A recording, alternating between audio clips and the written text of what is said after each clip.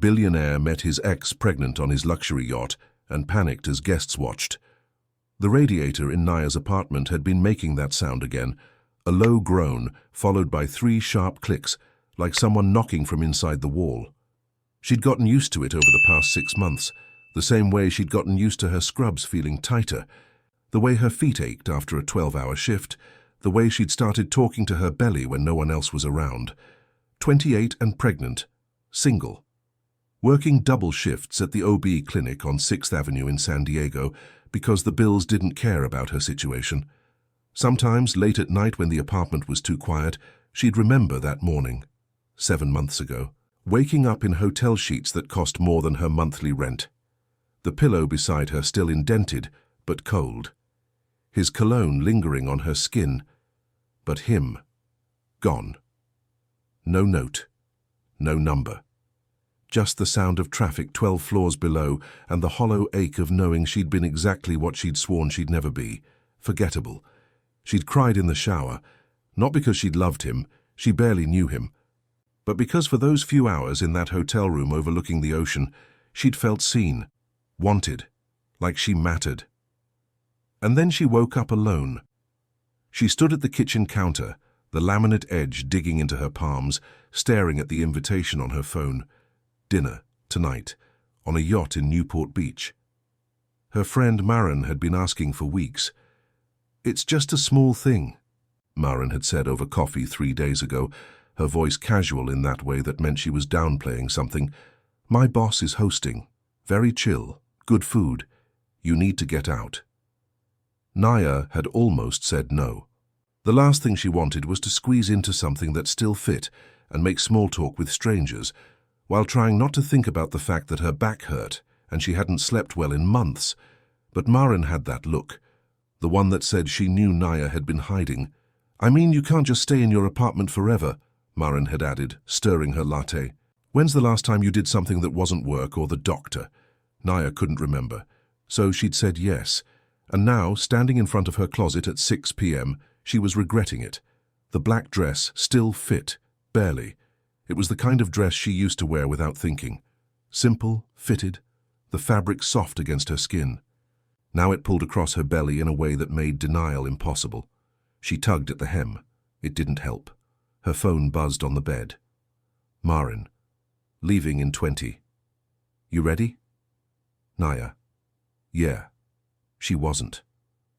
The drive up the coast took an hour. Maren talked the whole time, about work, about some guy she'd been seeing, about how good the food was going to be. Naya watched the ocean through the window. The sun starting to drop, turning everything orange and gold. The 5 was packed as always, brake lights stretching ahead. "So, who's going to be there?" Naya asked. "Oh, you know, just a few people from the office, some investors, my boss." Maren glanced over, then back at the road. "It's low-key, I promise." Naya nodded. Low-key. Right. Maren worked for some tech company that did marine navigation systems, the kind of thing Naya didn't fully understand, but knew involved a lot of money. Government contracts, commercial shipping. Maren had mentioned once that the company was valued at over $2 billion. "Your boss got a name. Gavin Harrison. He's cool, kind of serious, but not in a bad way. He founded the company like 10 years ago. You'll like him." The name didn't mean anything to Naya. She leaned her head against the window, feeling the vibration of the car through the glass. Her lower back was already starting to ache. She shifted in her seat, trying to find a position that didn't hurt. "You okay?" Maren asked. "I'm good." She wasn't good. She was tired. Tired in a way that sleep didn't fix. But she was here, and turning back now would just make Maren ask questions she didn't want to answer. They pulled into the marina just after 7. The parking lot was half empty, the kind of quiet that came with money. Clean pavement and boats that cost more than houses. Maren led the way down the dock, her heels clicking against the wood. Naya followed, her flat silent, her hand resting on her belly. The baby had been kicking all afternoon. The yacht wasn't huge, not like the ones you see in movies with helicopter pads and 3 stories. But it wasn't small either. 60, maybe 70 feet.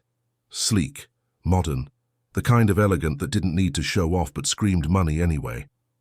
White hull, teak deck, Soft lights glowing from the cabin windows, 8 figures floating in the harbor like it was nothing.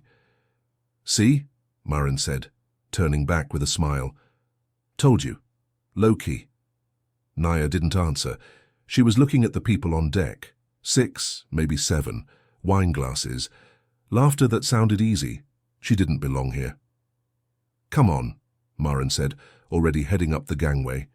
Naya followed, her hand gripping the railing tighter than it needed to. The deck smelled like salt and expensive cologne. Someone had music playing, something jazzy and forgettable. A woman in a white blouse laughed at something a man in a navy blazer said. Maren was already talking to someone, her voice bright and animated. Naya hung back, trying to make herself smaller, which was hard when you were 6 months pregnant. And then she saw him. He was standing near the bar holding a wine glass, talking to a man in a grey suit, tall, maybe 6'1", dark hair, a little longer on top, starting to grey at the temples, clean-shaven, white button-down with the sleeves rolled to his elbows, no tie. A watch on his left wrist that caught the light, subtle, steel, the kind that cost 6 figures but looked understated. He looked comfortable, in control, like he owned everything around him because he probably did. Gavin Harrison. Naya felt the air leave her lungs. She knew him, not from Maren, not from work, from before, 7 months ago. A bar in La Jolla. Too many drinks, a conversation that lasted hours. His hotel room at the Pendry, the way he'd looked at her like she was the only person in the world, the way she'd woken up alone, the sheets still warm, his scent on the pillow, the sunrise bleeding gold through massive windows. And nothing. No note, no number, just the hollow echo of the door clicking shut before dawn. She'd lain there for 20 minutes staring at the ceiling, feeling stupid, feeling used, telling herself it was fine, that she'd known what this was, that she didn't care. She'd cared. She hadn't heard from him since, hadn't even known his last name until tonight. And now he was here, 20 feet away, smiling at something the man in the grey suit was saying. He hadn't seen her yet. Naya's throat went dry. She needed to leave, right now, before... He turned. Their eyes met. For a second, nothing happened. He looked at her the way you look at someone you don't quite place. A flicker of confusion. Then recognition. His smile didn't disappear right away. It hung there, stuck, like he couldn't quite process what he was seeing. Then his eyes dropped. To her belly. Naya watched it happen. The confusion. The realization. The shock. His hand tightened around the wine glass. The smile died halfway. His jaw clenched. He blinked. Once. Twice. The man in the grey suit was still talking, but Gavin wasn't listening. He was staring at Naya like she'd just walked out of a nightmare. Someone near the railing glanced over. Then another. The woman in the white blouse stopped mid-laugh. Gavin straightened his shoulders. Tried to. His hand lifted the glass to his lips. But the movement was off. Too slow, too deliberate. He drank. Didn't taste it. Naya felt frozen. She should move. Say something. Do something. But she couldn't. Maren appeared at her side, oblivious. "Hey, you okay? You look pale." "I'm fine," Naya said. Her voice came out steadier than she felt. "Come on, let me introduce you to... I need a minute." Maren frowned. "You sure?" "Yeah, just give me a sec." She turned and walked to the far side of the deck, away from the crowd, away from Gavin. Her hands were shaking. She pressed them against the railing, the metal cold under her palms. Behind her, she heard the murmur of voices. Lower now. Careful. Someone had noticed. She closed her eyes. Breathed. The baby kicked. "You're okay," she whispered. To herself. To the baby.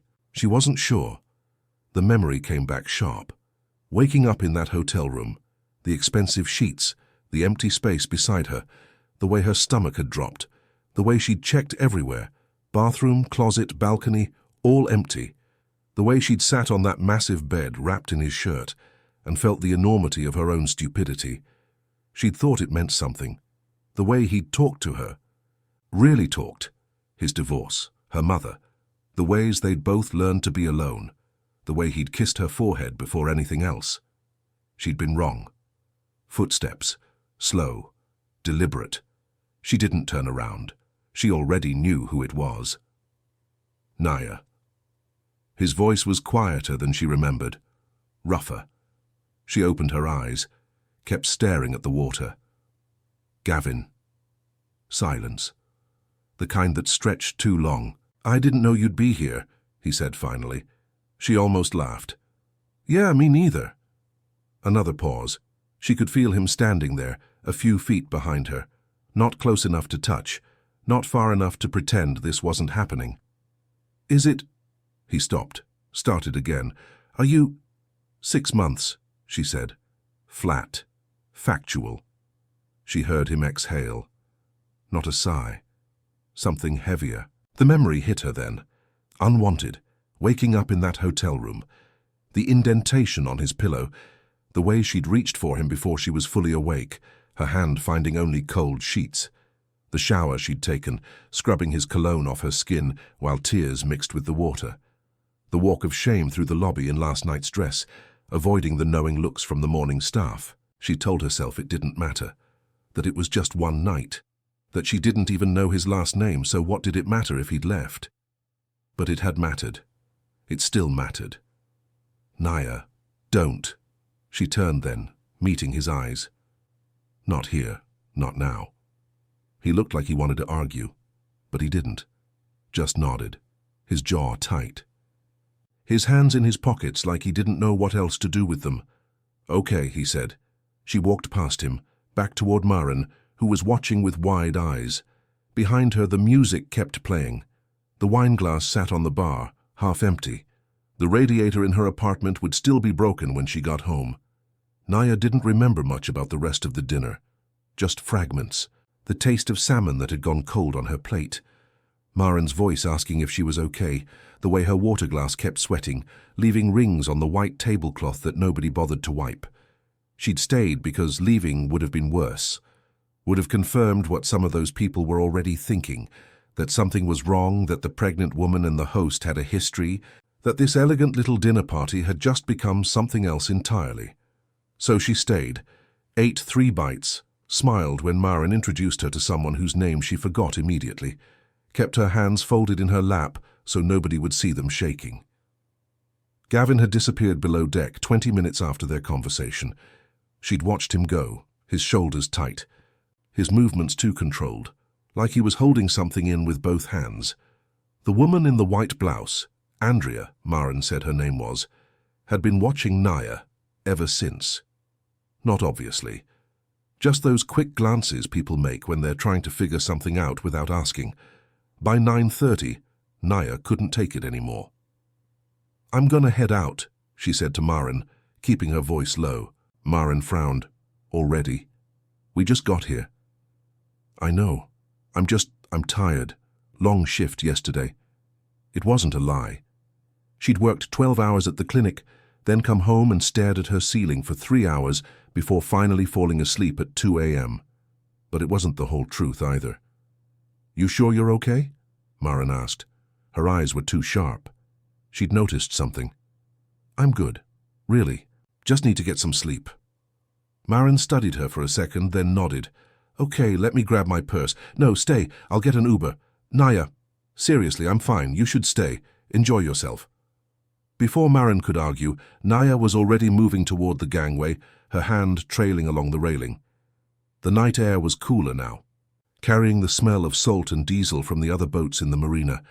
Her phone was already out, the Uber app loading. She made it halfway down the dock before she heard footsteps behind her. Fast, purposeful. She didn't turn around. "Naya, wait." Gavin's voice. Closer than she expected. She stopped, didn't turn, just stood there, her thumb hovering over the Uber app, the screen glowing in the dark. "Please," he said. Something in his voice made her turn. He'd stopped a few feet away, close enough to talk, not close enough to touch. His hands were in his pockets again. He did that, she remembered, when he was uncomfortable, when he didn't know what to do with them. "What do you want?" she asked, not mean, just tired. "To talk. Now you want to talk." He flinched, barely, but she saw it. "I didn't know," he said. "That you'd be here tonight." "Yeah, you said that already." "I mean it." "I know you do." The wind picked up, carrying voices from the yacht behind them. Laughter, music, normal sounds from a normal party where normal people did normal things. They weren't normal people anymore. "Is it mine?" he asked. His voice was quieter now, like he was afraid someone might hear. Naya looked at him, really looked at him, at the way his jaw was clenched, at the tiny crease between his eyebrows, at the way he was standing like he was bracing for impact. "Yes." He closed his eyes, breathed, opened them again. "How long have you known?" "Since week 6. That was..." He stopped, did the math. 5 months ago. "Yeah. Why didn't you tell me?" The question hung there between them. Not angry, just lost. Naya laughed. It came out harsh. "Tell you? Gavin, I don't have your number. I don't know where you live. I don't even know your last name. Didn't until tonight. You left before I woke up. What was I supposed to do, hire a private investigator?" He looked like she'd hit him. "I didn't, I thought..." He ran a hand through his hair. The gesture was familiar. She'd seen him do it that night, sitting at the hotel bar, talking about his company, about the pressure, about feeling like he was always performing. She'd thought he was letting her in. "I thought it was just a one-night thing," she finished. "I know. It was. But it hadn't felt like one. Not when he'd asked about her childhood. Not when he'd listened, really listened, to her talk about losing her dad. Not when he'd held her afterward like she mattered. Then why didn't you..." He stopped himself, shook his head. "Never mind. That's not fair." "No, it's not." Her voice cracked. She hated that it did. "You know what the worst part was? I waited. Like an idiot. I waited in that room for an hour thinking maybe you went to get coffee. Maybe you had an early meeting, making excuses for you. And then I realized you didn't even leave a note. Not even, 'Thanks for last night.' Nothing." They stood there in the dark, the water lapping against the hulls of a dozen boats worth more than most people made in a lifetime. Somewhere behind them, Andrea laughed at something. The sound carried. "Did they notice?" Naya asked. "Back there. Did they see?" "Yeah." He said it fast, like he'd been waiting for her to ask. "Yeah, they noticed." "Great. It's fine, I'll handle it." "Handle it how?" He didn't answer right away, just looked at her, his expression unreadable in the dim light from the dock lamps. "I don't know yet," he said finally. "But I will." Naya's phone buzzed, her Uber, 3 minutes away. "I gotta go," she said. "Wait, can I call you? Tomorrow? We should talk. Really talk." She hesitated. Everything in her said no, said this was a bad idea, said he'd already proven he wasn't someone who stayed. But he was standing there looking at her like she was a problem he couldn't solve. And some part of her, the stupid part, the part that had said yes to drink 7 months ago, wanted to give him a chance. "Fine," she said. She rattled off her number. He pulled out his phone, typed it in with shaking hands. "Tomorrow," he said. "I'll call you tomorrow." "Okay." She turned to go. "Naya." She stopped, didn't turn around. "I'm sorry," he said, for leaving. For not... I'm sorry." She didn't know what to say to that, so she didn't say anything, just kept walking. The Uber pulled up 2 minutes later, a silver Prius with a driver who didn't ask questions. She climbed in, gave her address in North Park, and watched the marina disappear behind them. Her phone buzzed. "Maren, you sure you're okay?" "That seemed weird, Naya." "I'm fine. Just tired, Maren." "You know Gavin or something?" Naya stared at the message. Her thumbs hovered over the keyboard. "Naya, it's complicated. I'll explain later." 3 dots appeared, disappeared, appeared again. "Maren, okay. Text me when you get home. Naya. Will do. She put her phone face down on her lap. The driver had the radio on low, some pop song she didn't recognize. The 5 was lighter now, the traffic thinning out as they headed south. She leaned her head against the window. The baby kicked, hard, like it knew something had changed. I know, she whispered, too quiet for the driver to hear. I know. Her apartment was exactly how she'd left it, the radiator still clanking, the stack of mail on the counter she hadn't opened, the coffee mug in the sink with a ring of dried espresso at the bottom. She kicked off her flats, peeled off the black dress, and stood in her bathroom in just her underwear and bra, looking at herself in the mirror. 6 months. The belly was undeniable now. Round, hard, real. She touched it, felt the baby move under her palm. We're gonna be okay, she said. To the baby, to herself.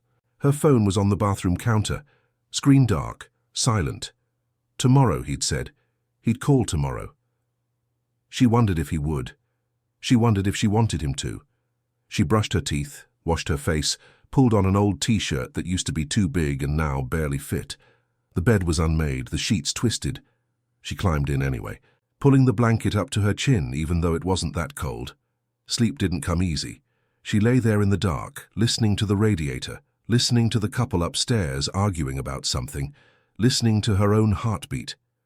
At midnight, her phone lit up. Unknown number. She picked it up. It's Gavin. I know I said tomorrow, but I couldn't sleep. Can we talk? Just for a minute. Her thumb hovered over the screen. She should say no, should tell him to wait until morning like he'd promised, should protect herself from whatever this was about to become. Instead, she typed, "Okay." 3 dots appeared immediately. Can I call you? No. Just text a pause. Then, fair enough. Another pause. I meant what I said. I didn't know. And I'm sorry, I know I want to be involved. If you'll let me. Her chest tightened. She read the message 3 times. Why? Because it's mine. She waited. There had to be more. Because I should have stayed. Because I want to do this right. Naya stared at the words. They looked real. They sounded real. She didn't know if she believed them. We'll talk tomorrow. Okay, what time works for you? I have a shift until 3. After that, I'll pick you up.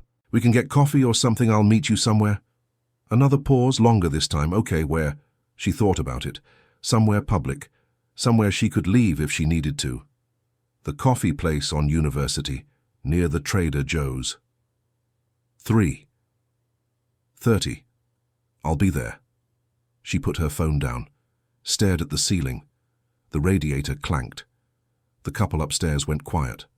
Her phone stayed dark. She didn't sleep until almost 2. The shift dragged. 12 hours of checking vitals, updating charts, holding hands with women who were scared or in pain, or both. Naya was good at it. The calm voice, the steady hands, the ability to make someone feel safe when everything in their body was telling them to panic. But today her mind kept drifting. 3:30. Coffee place on University. Gavin. She'd almost cancelled 3 times, but she hadn't. And now it was 2:45 and she was clocking out, and her hands were shaking as she changed out of her scrubs in the staff bathroom. The mirror showed someone who looked tired, hair pulled back in a ponytail that had given up halfway through the day. Mascara smudged under her left eye. She wiped it. It didn't help much. Her phone buzzed. Gavin. Still good for 3:30? She stared at the message. Her thumb hovered. Naya. Yeah, Gavin. See you there. She put her phone away, grabbed her bag, walked out to her car, a 2015 Honda Civic with a crack in the windshield she kept meaning to fix, and never did. The drive to University Avenue took 12 minutes.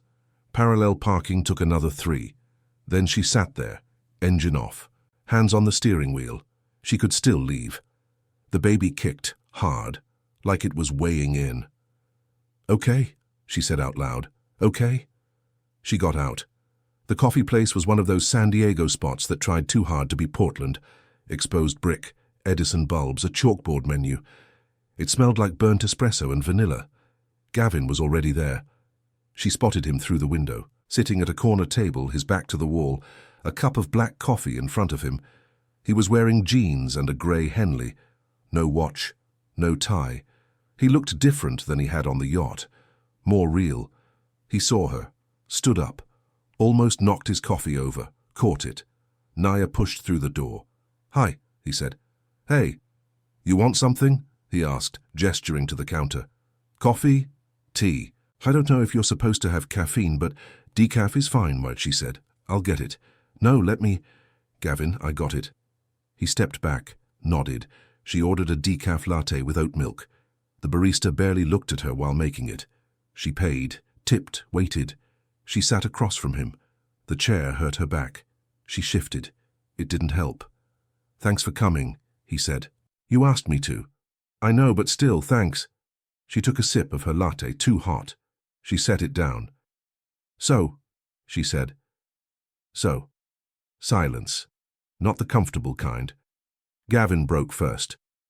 "I've been thinking about what to say all day," he said. "Had this whole speech planned. And now I'm sitting here and I don't remember any of it." "You don't need a speech." "I kind of feel like I do." She almost smiled. "Just talk," she said, "like a normal person." He nodded, took a breath. "Okay, normal person. Right." He ran a hand through his hair. "I'm 39. I run a tech company that does marine navigation systems, autonomous systems, AI-powered logistics. We went public 3 years ago. The company's worth about $2 billion now, give or take, depending on the market." He said it like he was reciting his grocery list. Uncomfortable. "I live in Coronado. I drive a Tesla that I bought because it made sense, not because I wanted to show off. I don't have any kids. Didn't have any kids. I don't know. Grammar's weird now." Naya watched him. He was nervous. Actually nervous. His knee was bouncing under the table. She could see it. "I'm not good at this," he continued, "talking about feelings or whatever. My ex used to say I treated emotions like a business problem, something to solve instead of feel. She was probably right." He paused. "I left that morning because I was scared, because I woke up next to you and felt something I hadn't felt in years, and I didn't know what to do with it. So I ran." "You have an ex." "Had." "It's been 3 years. It's not a thing." Naya nodded, took another sip. The coffee was still too hot. "I'm 28, she said. "I'm a nurse. OB clinic. I grew up in Riverside, moved to San Diego for school and never left. I live alone in North Park in an apartment with a radiator that sounds like it's dying. I don't have any kids either. Didn't. Same grammar problem." His mouth twitched, almost a smile. "Your radiator's broken." "Among other things." "You should get that fixed." "I should do a lot of things." The barista called out someone's order. A group of college kids came in, loud and oblivious. The door chimed. The espresso machine hissed. "I want to be involved," Gavin said. Quieter now. "I know I said that last night, but I mean it. I'm not going to be one of those guys who just writes a check and disappears. That's not who I am." "You don't know who you are," Naya said. "Not mean, just honest. As a father, neither of us do. No, but I want to figure it out, with you, if you'll let me." She wanted to believe him. That was the hard part. Some part of her, the part that had let him buy her a drink 7 months ago, the part that had said yes when he'd asked if she wanted to get out of there, that part wanted to believe he meant it. But the rest of her remembered waking up alone. "Why'd you leave?" she asked. "That morning. Why didn't you stay?" He looked down at his coffee. The steam had stopped rising. It was probably cold by now. "I don't know," he said. "I wanted to. I almost did. But then I woke up and you were still sleeping and you looked so peaceful, I guess. And I thought about my schedule, about the meetings I had, about how complicated it would be if I stayed. And I left. Told myself it was easier that way." "For who?" "For me." He met her eyes. "I'm not proud of it. You should have stayed. I know. Or at least left a note, your number, something. I know." Naya felt something hot building in her chest. Not anger, worse. The kind of hurt that had been sitting there for 7 months, calcifying into something hard and sharp. "I woke up reaching for you," she said. Her voice was steady, quiet. "I wasn't even fully awake yet, and my hand went to your side of the bed and it was cold. And for a second I thought maybe you were just in the bathroom, or getting coffee. And then I sat up and saw that your stuff was gone, and I knew. You'd left. Like I was something you needed to escape from before I woke up and made it complicated." Gavin's jaw tightened. He didn't look away, didn't make excuses. "I called the front desk," she continued. "Asked if there was a message. The guy at the counter gave me this look, like he'd seen it 1,000 times. Women calling down, hoping the guy had at least left his number. He said no message, and I had to walk through that lobby in my dress from the night before, with everyone knowing exactly what had happened, what I was." "Naya, I'm not trying to make you feel like shit," she said. "I'm just telling you what it was like, because you asked why I didn't tell you about the baby. And the answer is, I didn't know how to find someone who didn't want to be found." His voice was rough. "I've thought about it every day since, what I would have said, how I would have explained, but the longer I waited, the worse it got, and then it felt too late. So I just didn't." Naya felt something crack open in her chest. Not forgiveness, not yet, but understanding maybe, the beginning of it. "I looked for you," she said quietly. "After I found out I was pregnant, I went back to that bar 3 times, asked the bartender. He didn't know you. I tried searching online, but Gavin and Tech and San Diego gave me 10,000 results. I gave up." He closed his eyes. "I'm sorry." "Yeah, me too." She leaned back in her chair. Her back was killing her. The baby was pressing on something. She shifted again, grimaced. "You okay?" he asked. "Yeah, just everything hurts, all the time. It's fun." "Is that normal?" "Totally normal, doesn't make it not suck." He looked like he wanted to fix it, make it better, but there was nothing to do. "How far along are you exactly?" he asked. 26 weeks, 6 months-ish. "When's the due date?" "End of April. Probably going to be late, though. First babies usually are." We're having a... Do you know if it's a boy or a girl?" She shook her head. Didn't want to find out. Figured there's already enough to worry about without adding a gender reveal to the list. He smiled. Actually smiled. That's fair. They sat there. The college kids were arguing about something. Some TV show Naya didn't watch. Outside, a car alarm went off, then stopped. "I have an ultrasound next week," Naya said. "Tuesday, 10 a.m. Gavin looked up. "Can I come?" "You want to?" "Yeah, I do, if that's okay." She thought about it. About him sitting in that waiting room with the other couples who'd planned this, who'd picked out names and bought cribs and read all the books, who looked happy instead of terrified. "Okay," she said. "You can come." His whole face changed. Relief, gratitude, something else she couldn't name. "Thank you," he said. "Really?" She nodded, finished her latte. It had gone lukewarm. "I should go," she said. "I have another shift tomorrow morning, early." "Right, yeah, of course." They stood. The awkwardness was back. He clearly wanted to hug her. She could see it in the way he shifted his weight, but he didn't. Just stood there with his hands in his pockets. "I'll text you," he said. "About Tuesday, the address and everything." "You already have it." "I work there." "Right, yeah, I knew that." She almost smiled. They walked out together. The sun was lower now, that golden hour light that made everything look better than it was. Her car was across the street. His was... "Which one's yours?" she asked. He pointed to a grey Tesla parked 3 spaces down from hers. "Of course it is," she said. "Well, what?" "Nothing." They stood on the sidewalk. A jogger went past. A woman walking 2 small dogs. Normal Tuesday afternoon on University Avenue. "Naya," he said. She looked at him.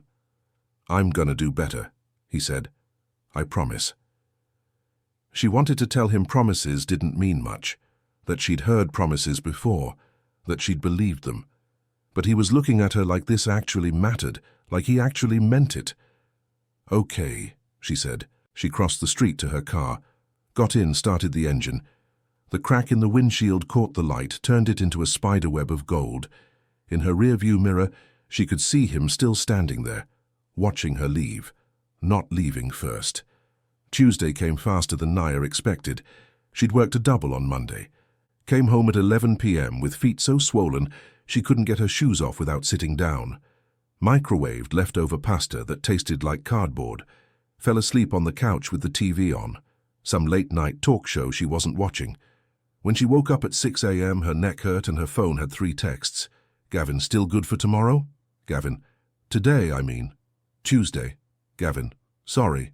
Let me know all sent between midnight and 1 a.m. Like he couldn't sleep either. She texted back while brushing her teeth. Naya, yeah. Meet you there at 10. His response came 30 seconds later. Gavin, I'll be early. She almost smiled. He was early. 20 minutes early. She saw him when she pulled into the clinic parking lot at 9:45, sitting in his Tesla, staring at his phone. His knee bouncing in that nervous way she'd noticed at the coffee shop. She parked 3 spaces away, took a breath, got out. He saw her immediately, practically jumped out of his car. Hey, he said, walking over. You're early too. I work here. I'm always early. Right, yeah. He was wearing dark jeans and a navy jacket over a white t-shirt, clean-shaven. Hair combed back like he'd actually tried. He looked good. She hated that she noticed. You ready? She asked. I think so. I don't know. What am I supposed to do? Just sit there? Pretty much. Okay, I can do that. They walked in together. The waiting room was the same as always. Pastel walls, magazines nobody read. A fish tank in the corner with 3 sad-looking goldfish. 2 other couples were already there. Young, holding hands, looking at baby name books. Naya checked in with the receptionist, Linda, who'd worked there longer than Naya had, and never forgot a face. Morning, Naya, Linda said, smiling. Then her eyes flicked to Gavin. Back to Naya. The smile got a little wider. And you brought someone today. This is Gavin, Naya said. Didn't elaborate. Nice to meet you, Gavin said, extending his hand. Linda shook it, still smiling. You too, you can have a seat. Dr. Patel's running right on time today. Miracle. They sat in the corner, away from the other couples. Gavin picked up a magazine. Parents. The cover showing a woman who looked way too happy to be sleep-deprived. He flipped through it without reading.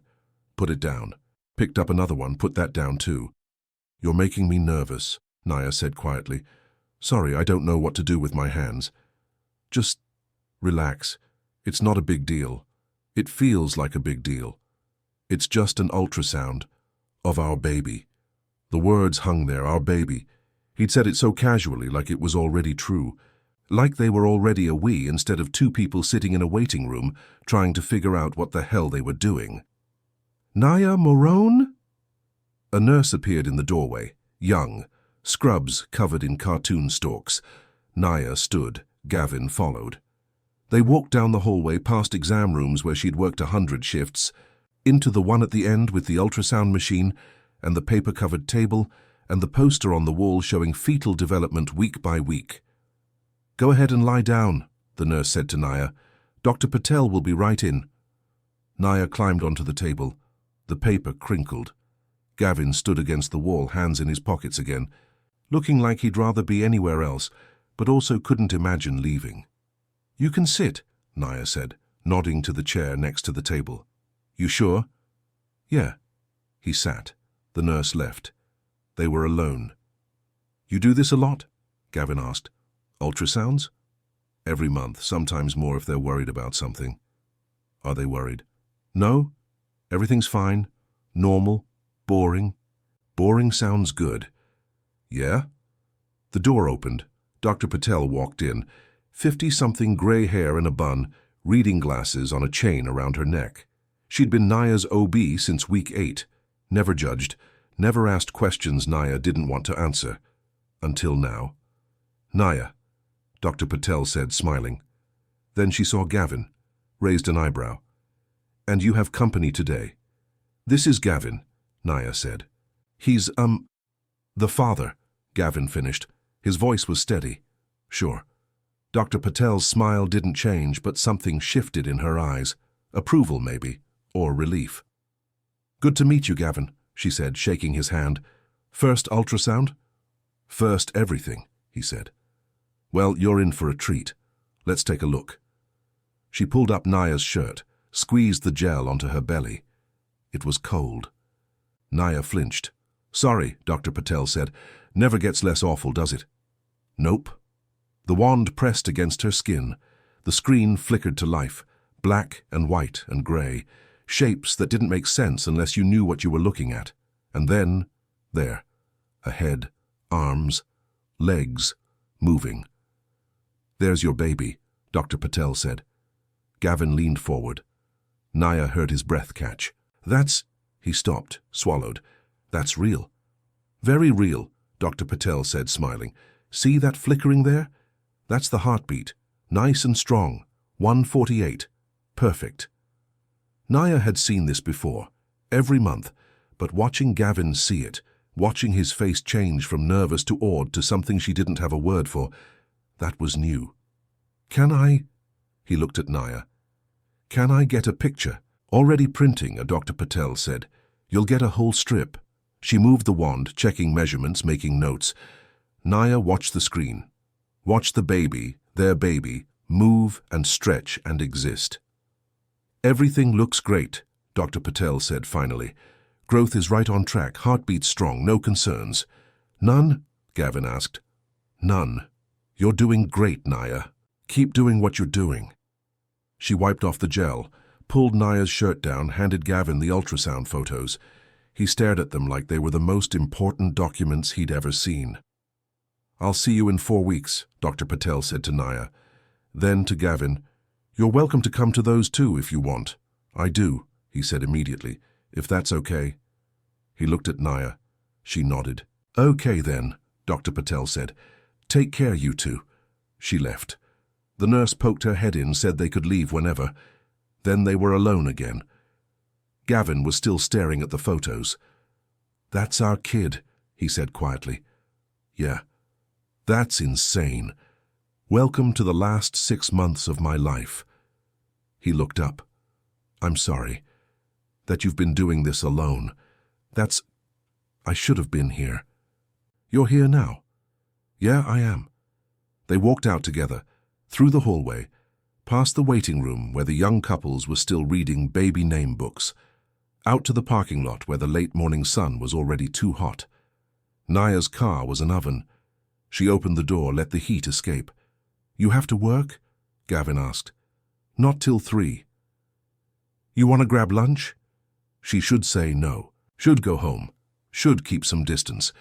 But he was holding those ultrasound photos like they mattered more than anything, and she was tired of doing this alone. "Yeah," she said. "Lunch sounds good." They ended up at a taco place in Hillcrest. Plastic chairs, paper plates, the best carne asada Naya had ever tasted. It was such a sharp contrast. This man who'd just spent the morning in a medical office, who owned a company worth billions, who probably had lunch meetings at restaurants with Michelin stars, sitting on a plastic chair, eating a $3 taco like it was the best thing he'd ever had. Gavin got 3 tacos and barely touched them. Just kept looking at the ultrasound photo he'd propped against his water glass. "You're gonna wear a hole in it," Naya said, biting into her second taco. "I can't stop looking. I noticed. It's real now, seeing it. Before it was just, I don't know, abstract. But that's a person, a whole person, a small person. Still." She watched him, the way his shoulders had relaxed. The way he wasn't bouncing his knee anymore, the way he looked almost happy. "What?" he asked, catching her staring. "Nothing. You're just different than you were on the yacht." "Different how?"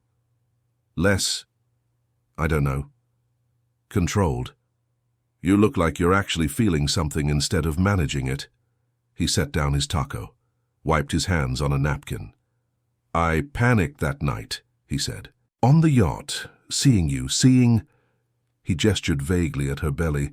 "I felt like everything was spiraling and I couldn't get a grip on it. Everyone was watching and I lost it." "I know, I saw. I'm not used to that, not being in control." Nobody's in control, not really. Life just happens and you deal with it. Is that what you've been doing? Dealing with it.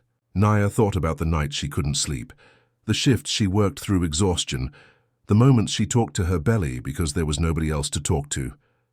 Yeah, she said, pretty much. Gavin reached across the table, stopped just short of touching her hand. You don't have to do it alone anymore, he said. I've heard that before. I'm not before. She wanted to believe him. God, she wanted to believe him. Okay, she said quietly. His hand closed the distance, touched hers, just barely, just enough. They sat there in a taco place in Hillcrest, paper plates between them, an ultrasound photo propped against a water glass. Outside, someone's car alarm went off. The sun kept climbing. Her hand didn't pull away. 3 weeks passed. Gavin showed up, not just to the appointments, but to everything. He texted good morning, asked how she slept, offered to pick up groceries when she mentioned she was too tired to go to Trader Joe's after a shift. At first, Naya waited for him to disappear, for the texts to slow down, for him to remember he had a life that didn't include a pregnant woman and a baby he hadn't planned for. But he didn't disappear. He showed up to her next ultrasound, then the one after that, sat in that same uncomfortable chair, stared at that same screen, got the same awed look on his face every single time. He fixed her radiator, showed up one Saturday morning with a toolbox and a YouTube video pulled up on his phone, spent 2 hours making that horrible clanking sound stop, refused to let her pay him. It's just a radiator, he'd said. You didn't have to do that. I know. He started coming to her apartment, not often, just sometimes, brought dinner when she worked late, sat on her couch that sagged in the middle and watched whatever she put on TV without complaining. They didn't talk about what they were, didn't label it, didn't ask the questions that would make it complicated. They just existed, together, in this strange space between strangers and something more. And Naya, slowly, carefully, started to let him in. It was a Thursday night when everything changed. Naya had worked a brutal shift, 14 hours, a delivery that went wrong, a mother who hemorrhaged.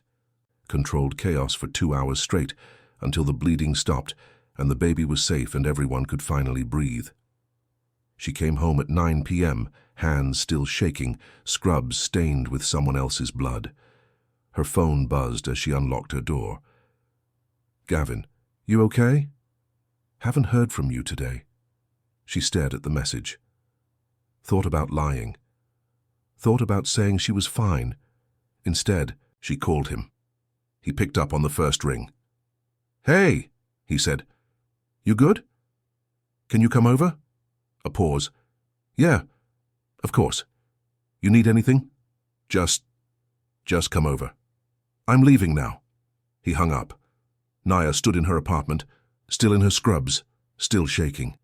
She peeled them off, left them in a pile on the bathroom floor, pulled on sweatpants and an old t-shirt, sat on the couch, waited. 20 minutes later, there was a knock.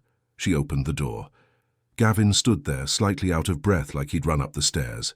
His hair was messy. He was wearing jeans and a hoodie. No jacket. What happened? He asked. She didn't answer, just stepped aside. Let him in. He followed her to the couch, sat next to her, not too close, close enough. Bad shift? He asked quietly. Yeah. You want to talk about it? She shook her head, then nodded, then shook her head again. I don't know, she said finally. It was just... There was this woman, younger than me, first baby, everything was fine, and then it wasn't, and there was so much blood, and I kept thinking... She stopped, couldn't finish. Thinking what? Gavin asked. That could be me in 3 months. Something could go wrong and I'd be the one bleeding and scared and... Her voice broke. She pressed her palms against her eyes, willing herself not to cry. She didn't cry. Not at work. Not in front of people. Not... Hey, Gavin said softly. He shifted closer. His hand touched her back. Light. Careful. Hey. It's okay. It's not. I see this stuff every day. I know what can happen. I know all the things that can go wrong and I can't stop thinking about it. Did the mum make it, the one from today? Naya nodded. Yeah, She's fine. Baby's fine. Everyone's fine. So you saved her. The doctors saved her. You were there. You helped. That counts. She lowered her hands, looked at him. His eyes were steady, certain. I'm scared, she admitted. Said it out loud for the first time. Of what? Everything. Labor, delivery, being a mom, screwing this kid up, doing it alone if you... She stopped. Didn't finish. If I... What? He asked. If you leave. If this gets too hard and you decide it's not worth it. If I wake up one morning and you're just gone again. There it was. The thing she'd been carrying since that hotel room. The fear that had burrowed into her chest and made a home there. Gavin didn't answer right away. He just looked at her, his hand still on her back, his expression unreadable. Then he said, I'm not leaving.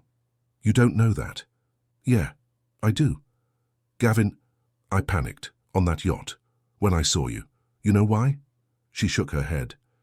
Because the second I saw you standing there, pregnant with my kid, I knew this was it. This was the thing I couldn't control or schedule or solve with a spreadsheet. This was real, and it terrified me. You looked terrified. I was, but not because I didn't want it, because I did. Because I looked at you and I thought, this is the most important thing that's ever happened to me, and I already screwed it up by leaving that morning. By being too scared to feel what I was feeling, by running instead of staying. Naya's chest tightened. I can't promise I'll be perfect, he continued. I'm going to mess up. I'm going to say the wrong thing. I'm going to have no idea what I'm doing most of the time.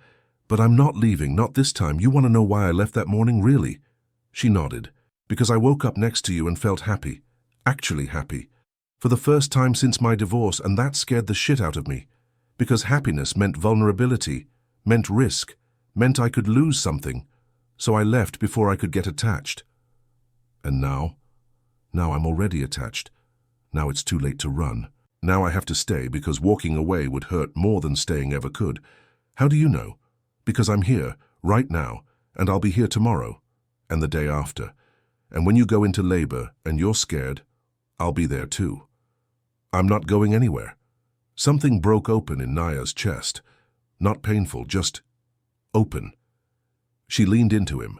He wrapped his arm around her, pulled her closer. She rested her head against his shoulder, feeling his heartbeat through his hoodie. They sat like that for a long time, not talking, just breathing. I'm sorry, she said finally, for calling you. Don't, he said. Don't apologize. This is what I'm here for. Sitting on my shitty couch while I have a breakdown? Yeah, exactly that. She almost laughed. His hand moved to her belly, hesitated. Can I? He asked. She nodded. He pressed his palm against her stomach. The baby kicked, hard, right into his hand. Gavin's eyes went wide. Was that? Yeah. Holy shit. They've been doing that a lot, especially at night. He kept his hand there, waiting. The baby kicked again, then again. That's incredible, he said quietly. That's our kid. Our kid. She turned her head, looked up at him. He was already looking at her. The space between them wasn't big, just a few inches, close enough to feel his breath, close enough to see the gray in his eyes, the tiredness around them, the stubble he'd forgotten to shave. Gavin, she said. Yeah? I'm glad you're here. Me too. Neither of them moved, not right away. Just looked at each other in the dim light of her apartment, the TV off, the city quiet outside. Then, slowly, he leaned in. Their foreheads touched first, then their noses. A pause, a breath. When they finally kissed, it was gentle, careful, like they were both afraid of breaking something. When they pulled apart, Naya's heart was racing. Was that okay? He asked. Yeah, she said. Yeah, it was okay. He kissed her again. Longer this time. Deeper. His hand still on her belly, feeling the baby move between them. They didn't go further. Didn't need to. Just stayed there, wrapped up in each other, the couch sagging under their weight, the apartment quiet around them. Stay, Naya said when they finally broke apart. Tonight. Just stay. She hadn't meant to say it.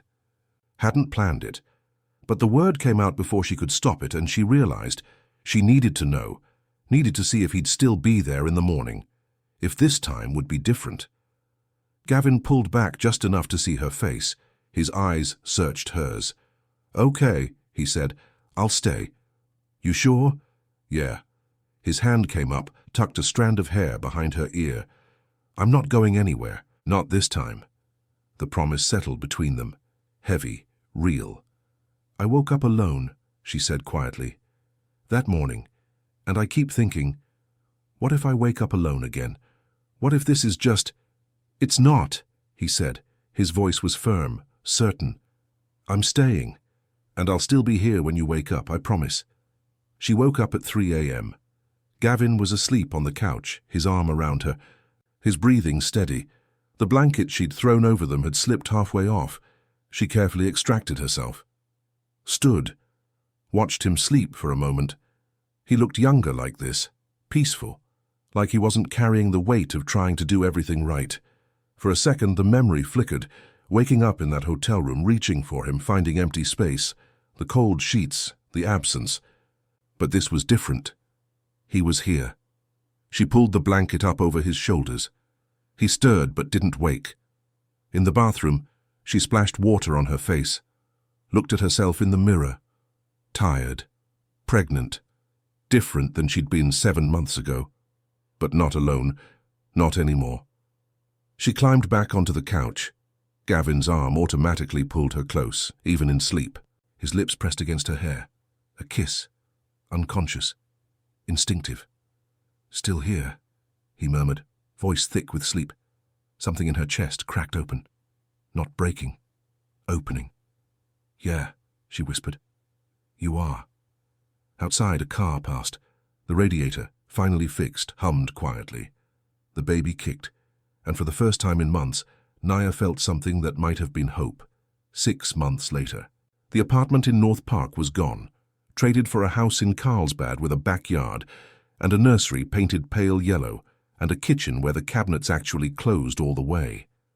Gavin had wanted to buy something bigger. Naya had said no. They'd compromised on this. 2 bedrooms, 1 bath, a garage that fit 1 car, and a bunch of boxes they still hadn't unpacked. It was enough. More than enough. The baby, Iris, they'd named her after Naya's grandmother, was 3 months old.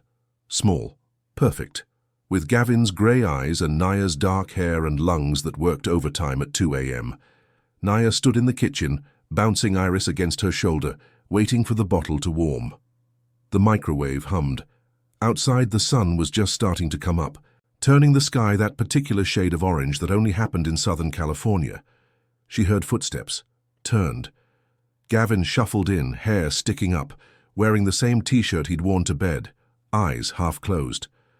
"I got her," he said, his voice rough with sleep. "You got the last one." "So? I'll get this one too." Naya smiled, handed over the baby. Iris immediately stopped fussing. Gavin had that effect. She'd calm down the second he picked her up, like she knew she was safe. He grabbed the bottle, tested it on his wrist, started feeding her. Moved to the living room and sat in the rocking chair they'd bought at a garage sale for $40. Naya followed, sat on the couch, watched them. This is what she hadn't been able to picture 9 months ago. Standing on that yacht, seeing the panic in his eyes, wondering if he'd run. But he hadn't run. He'd shown up every single day, through the last trimester when she couldn't sleep and her back hurt and everything made her cry. Through labor, 17 hours, most of it spent with him holding her hand, letting her squeeze until his fingers went numb. Through the first terrifying weeks when neither of them knew what they were doing, and Iris cried constantly, and they took turns having breakdowns in the bathroom. He'd shown up. "You're staring," Gavin said, not looking up from Iris. "I'm allowed to stare." "Kinda creepy." "You're holding my baby, that's not creepy at all." "Our baby." "Our baby," she agreed. Iris finished the bottle. Gavin lifted her to his shoulder, patted her back. She let out a burp that was way too loud for someone so small. "Nice one," he said. 10 out of 10. Naya laughed. He looked over at her then, smiled, the real kind, the kind he'd started doing more often. "Come here," he said. She got up, crossed to the rocking chair. There wasn't really room for both of them, but they made it work. She curled up against his side, her head on his shoulder, Iris between them, already falling back asleep. "We're getting pretty good at this," Gavin said quietly. "We're surviving." "Same thing." "Is it, though?" "Close enough." They sat there as the sun came up, painting the living room gold. The house was quiet, peaceful. The kind of quiet that only happened in those early morning hours when the rest of the world was still asleep. "You know what I keep thinking about?" Gavin asked. "What?" "That night, on the yacht, when I saw you and completely lost my shit." "You really did lose your shit." "I know, but I keep thinking, what if you hadn't come? What if Maren hadn't invited you? What if I'd never known?" Naya shifted so she could see his face. "But I did come, and you did know, and we're here." "Yeah, we are." He looked down at Iris, sleeping against his chest. "I panicked because I knew. The second I saw you, I knew this was going to change everything. And I was right. It did." "You regret it?" "Are you kidding? This is the best thing that's ever happened to me." He kissed the top of Iris's head, then looked at Naya. "You're the best thing that's ever happened to me." Her chest tightened, the good kind. "Even when I'm a disaster at 2 a.m.? She asked. "Especially then." "Even when I make you watch reality TV? Even then? Even when—" He kissed her, soft, quick, Iris between them. "Even then," he said when they pulled apart. Naya rested her head back on his shoulder, watched the sunlight move across the floor. "I'm glad I went," she said quietly. "To the yacht, even though it was terrifying. I'm glad." "Me too." Iris sighed in her sleep. Her tiny hand curled around Gavin's finger. "We should probably try to sleep," Naya said, "before she wakes up again." "Probably." Neither of them moved. They just sat there, the three of them. In a house in Carlsbad with a backyard and a nursery painted yellow and a future they were figuring out together. One day at a time. One bottle at a time. One moment at a time. Sometimes the scariest moments. The ones where everything feels out of control, where you can't hide, where people are watching you fall apart. Those are the moments that change everything. Because panic isn't always weakness. Sometimes it's recognition. It's your heart realizing that something matters so much you can't pretend anymore. Love isn't about being perfect. It's not about having all the answers or knowing what you're doing.